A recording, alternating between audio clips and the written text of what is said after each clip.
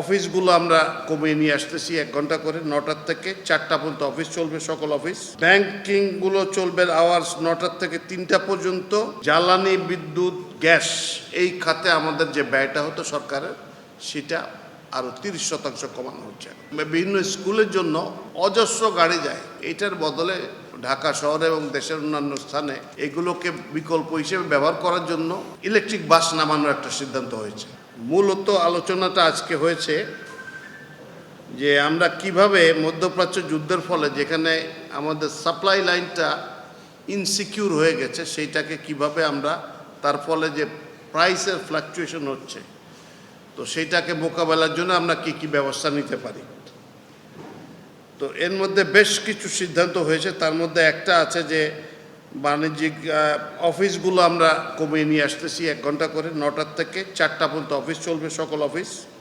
এটা সরকারি বেসরকারি সকল অফিস 9টা থেকে 4টা চলবে। আর ব্যাংকিংগুলো চলবে আওয়ার্স 9টা থেকে 3টা পর্যন্ত, 4টায় ব্যাংক বন্ধ হয়ে যাবে। শিক্ষার বিষয়ে শিক্ষা মন্ত্রণালয় যে বিভিন্ন জায়গায় যে চাহিদা আছে বিভিন্ন পর্যায়ে, সেটা বিবেচনা করে নিয়ে রোববার থেকেই কিছু আলাদা নির্দেশনা দেওয়া শুরু করবেন ইনশাআল্লাহ। এছাড়া সরকারি কিছু ব্যয় হ্রাস কমানো হচ্ছে। আগামী 3 মাস পর্যন্ত সরকারি কোনো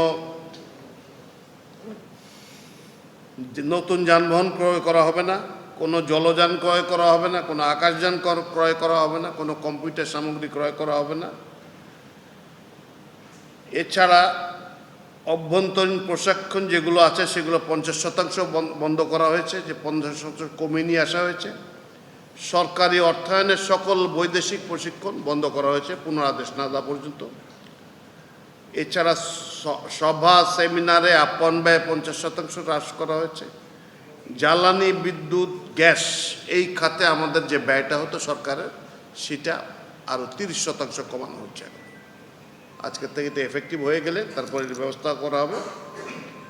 এছাড়া ভ্রমণ ব্যয় যেগুলো প্রয়োজন নেই সেগুলো কমাতে বলা হয়েছে, এখানে আমরা 30% হ্রাস করে দিচ্ছি। তো এই সমস্ত সিদ্ধান্তগুলো নেওয়া হয়েছে।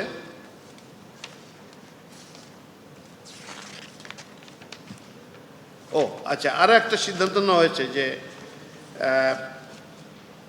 সরকারি একটা বিবেচনা এসেছিল, কমিটি আলাপ হয়েছিল যে অনেক সরকারি স্কুলের বিভিন্ন স্কুলের জন্য অজস্র গাড়ি যায়, যারা সম্ভব গাড়িতে করে বাচ্চারা যায়। তো এইটার বদলে পুরো ঢাকা শহরে এবং দেশের অন্যান্য স্থানে এগুলোকে বিকল্প হিসেবে ব্যবহার করার জন্য এখন থেকে এইটাকে পরিহার করে দিয়ে ইলেকট্রিক বাস নামানোর একটা সিদ্ধান্ত হয়েছে।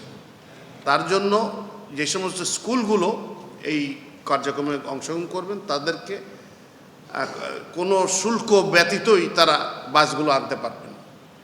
একই সুবিধা দেওয়ার জন্য কমার্শিয়াল ক্ষেত্রে যারা বাস নেবেন অন্যান্য ক্ষেত্রে তারাও নিতে পারবেন, তবে তাদের ক্ষেত্রে 20% শুল্ক ধার্য করা হবে।